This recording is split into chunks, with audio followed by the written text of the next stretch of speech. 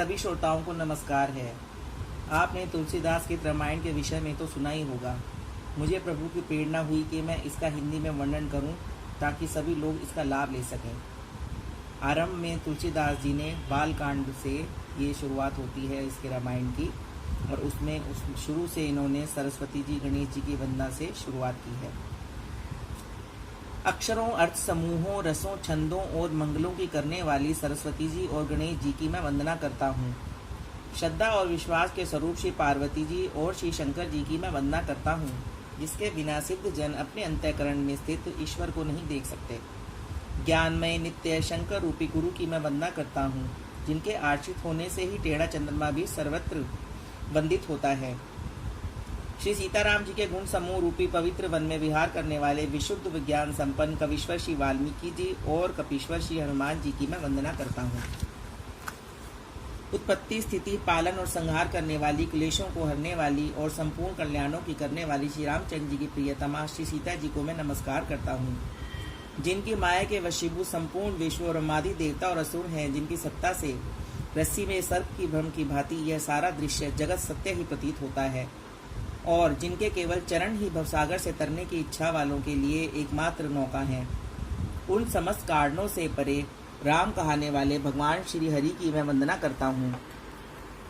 अनेक पुराण, वेद और तंत्र शास्त्र से सम्मत तथा जो रामायण में वर्णित है और कुछ अन्यत्र से भी उपलब्ध श्री रघुनाथ जी की कथा को तुलसीदास अपने अंतःकरण के सुख के लिए अत्यंत मनोहर भाषा रचना में विस्तृत करता है। जिन्हें स्मरण करने से सब कार्य शुद्ध होते हैं, जो गणों के स्वामी और सुंदर हाथी के मुख वाले हैं, वे ही बुद्धि के राशि और शुभ गणों के धाम श्री गणेश जी मुझ पर कृपा करें। जिनकी कृपा से गूंगा बहुत सुंदर बोलने वाला हो जाता है और लंगड़ा लूला दुर्गम पहाड़ पर चढ़ जाता है, वे कलयुग के सब पापों को जला डालने वाले दयालु भगवान मुझ पर द्रवित होकर दया करें। जो नील कमल के समान श्याम वर्ण हैं, पूर्ण खिले हुए लाल कमल के समान जिनके नेत्र हैं और जो सदा क्षीर सागर में शयन करते हैं, वे भगवान नारायण मेरे हृदय में निवास करें। जिनका कुंद के पुष्प और चंद्रमा के समान गौर शरीर है, जो पार्वती जी के प्रियतम और दया के धाम हैं, और जिनका दीनों पर स्नेह है, वे कामदेव का मर्दन करने वाले शंकर जी मुझ पर कृपा करें। मैं उन गुरु महाराज के चरण कमलों की वंदना करता हूँ, जो कृपा के समुद्र और नर रूप में श्री हरि ही हैं, और जिनके वचन महामोह रूपी घने अंधकार के नाश करने के लिए सूर्य किरणों के समूह हैं। मैं गुरु महाराज के चरण कमलों की रज की वंदना करता हूँ, जो सुरुचि, सुगंध और अनुराग रूपी रस से पूर्ण है। वह अमर मूल संजीवनी बूटी का सुंदर चूर्ण है, जो संपूर्ण भवरोगों के परिवार को नाश करने वाला है। वह रस सुकृति पुण्यवान पुरुष रूपी शिवजी के शरीर पर सुशोभित निर्मल विभूति है और सुंदर कल्याण और आनंद की जननी है। भक्त के मन रूपी सुंदर दर्पण के मैल को दूर करने वाली और तिलक करने से गुणों के समूह को वश में करने वाली है। श्री गुरु महाराज के चरण नखों की ज्योति मणियों के प्रकाश के समान है, जिसके स्मरण करते ही हृदय में दिव्य दृष्टि उत्पन्न हो जाती है। वह प्रकाश ज्ञान रूपी अंधकार का नाश करने वाला है। वह जिसके हृदय में आ जाता है, उसके बड़े भाग्य हैं। उसके हृदय में आते ही हृदय के निर्मल नेत्र खुल जाते हैं और संसार रूपी रात्रि के दोष दुख सब मिट जाते हैं, एवं श्री रामचरित्र रूपी मणि और माणक्य गुप्त और प्रकट जहाँ जो जिस खान में है, वह सब दिखाई पड़ने लगते हैं। जैसे सिद्धांजन के नेत्रों में लगाकर साधक सिद्ध और सुजान पर्वतों, वनों और पृथ्वी के अंदर कौतुक से ही बहुत सी खाने देखते हैं। श्री गुरु महाराज के चरणों की रज कोमल और सुंदर नया नमृत अंजन है, जो नेत्रों के दोषों का नाश करने वाला है। उस अंजन से विवेक रूपी नेत्रों को निर्मल करके मैं संसार रूपी बंधन से छुड़ाने वाले श्री रामचरित्र का वर्णन करता हूँ। पहले पृथ्वी के देवता ब्राह्मणों के चरणों की वंदना करता हूँ, जो अज्ञान से उत्पन्न सब संदेहों को हरने वाले हैं। फिर सब गुणों की खान संत समाज को प्रेम सहित सुंदर वाणी से प्रणाम करता हूँ। संतों का चरित्र कपास के चरित्र के समान शुभ है, जिसका फल नीरस, विशद और गुणमय होता है। संतों का समाज आनंद और कल्याणमय है, जो जगत में चलता फिरता तीर्थराज प्रयाग है, जहाँ उस संत समाज रूपी प्रयागराज में राम भक्ति रूपी गंगा की धारा है और ब्रह्म विचार का प्रचार सरस्वती जी हैं। विधि और निषेध रूपी कर्मों की कथा कलयुग के पापों को हरने वाली सूर्य तनया यमुना जी हैं और भगवान विष्णु और शंकर जी की कथाएं त्रिवेणी रूप से सुशोभित हैं, जो सुनते ही सब आनंद और कल्याण को देने वाली हैं। उस संत समाज रूपी प्रयाग में अपने धर्म में जो अटल विश्वास है वह अक्षयवट है, और शुभ कर्म ही उस तीर्थराज का समाज परिकर है।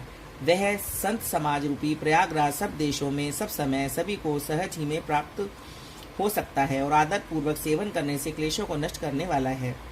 वह तीर्थराज अलौकिक और अकथनीय है एवं तत्काल फल देने वाला है। उसका प्रभाव प्रत्यक्ष है।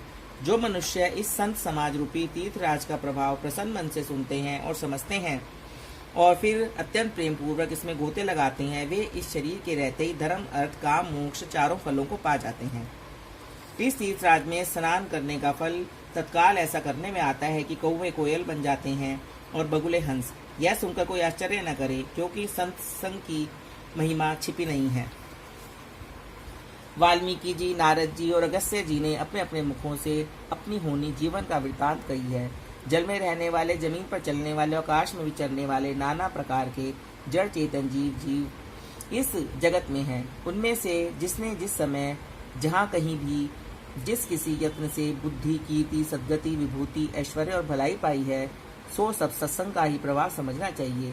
वेदों में और लोक में इनकी प्राप्ति का कोई दूसरा उपाय नहीं है।